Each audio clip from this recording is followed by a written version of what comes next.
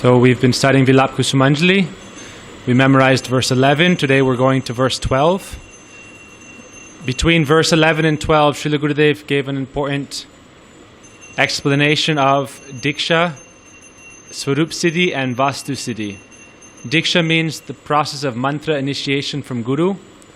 But Gurudev said Diksha is a process, and we have entered the school of Diksha. When we take the Diksha mantra from our Guru, that is entering the school of Diksha. But just like when we enter school, there are different grades. First we enter primary, then we can go to high school, okay, then we can go up to college, then to university. So we've entered the school of Diksha. When you enter the school of Diksha, you receive mantra from Guru. In our line, we receive Guru mantra, which reveals the identity of Guru and his relation with Radha Krishna in service to them, as well as your relation with them. Then you have Gaur Gayatri, we have Gopal Mantra, we have Kam Gayatri, and then we chant Panchatattva and Mahamantra. This is our Gayatri mantras.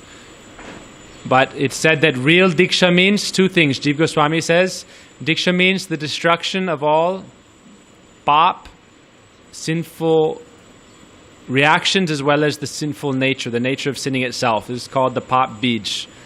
Divya jnanatro papa sasankshayam. The destruction of all tendency to material life is destroyed. And then on the other hand, divya jnanang tato dadyat, transcendental knowledge is awakened within the self.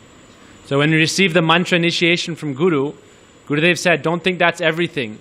Now you've entered the school, but within the school, you should start to study and try to progress. Don't be satisfied that I've just received initiation by mantra and now my life is perfect.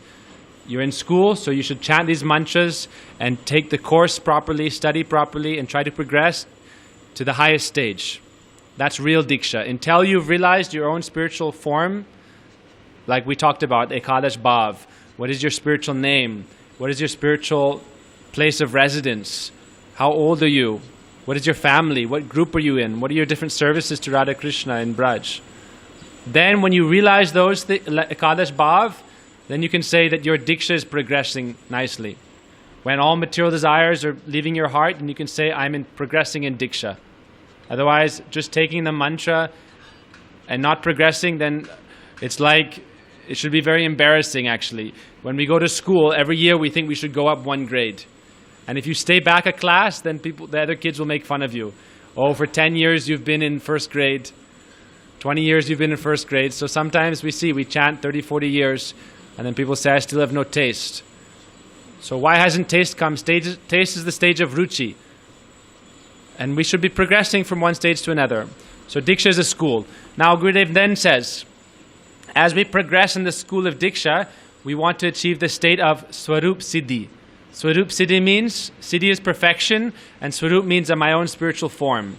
So it's the perfection of my spiritual form, which means the realization of my spiritual form. That's Swarup Siddhi. But that comes at the stage of Bhava Bhakti. Bhava Bhakti means it's the highest state of perfection in this human form as a conditioned soul. Bhav means ecstatic love.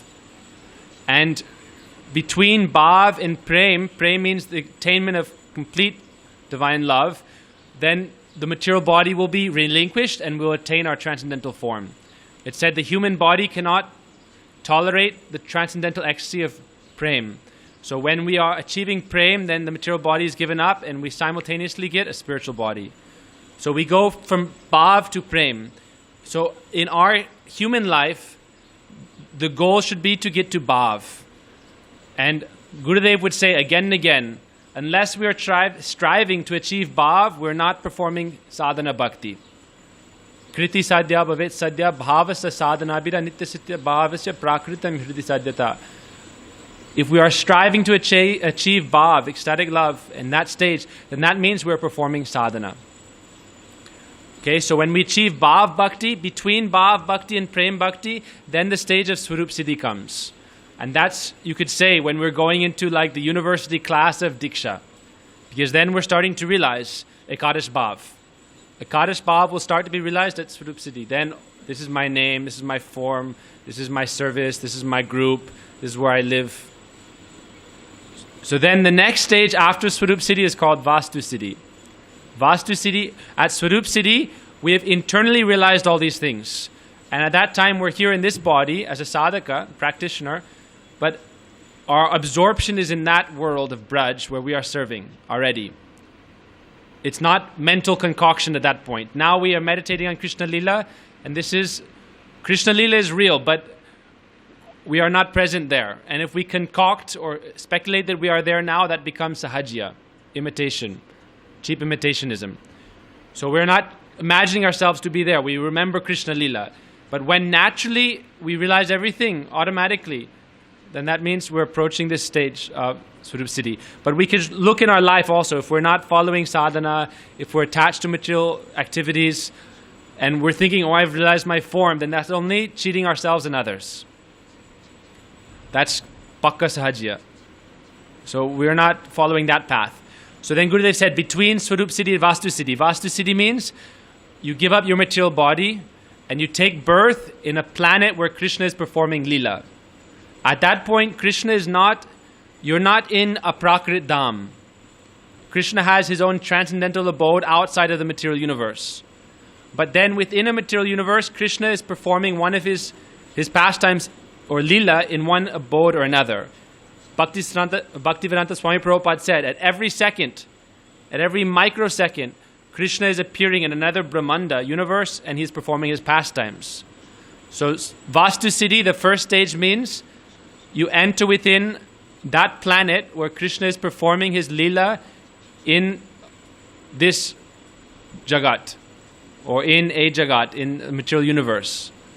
And that's called the first stage of Vastu Siddhi. Gurudev said Vastu Siddhi is also a process. We shouldn't think like Vastu Siddhi is attained and then everything is done. Vastu Siddhi means you are born in Krishna Lila from the womb of a gopi, and you're in one of your rasas, of the 5 main rasas. But if you're in Braj, then really you're in Sakya, Vatsalya or Madhurya, as Krishna's cowherd friend, or one of the parents, the gopis, or one of the kishoris. So that's Vastu Siddhi. But Gurudev said Vastu Siddhi is also a process. So in Braj, when you're born in Braj, we see even the personified scriptures, the Vedas, the Shruti-charis, Smriti-charis, Upanishad-charis, they achieved Vastu Siddhi when they were born in Braj as the gopis.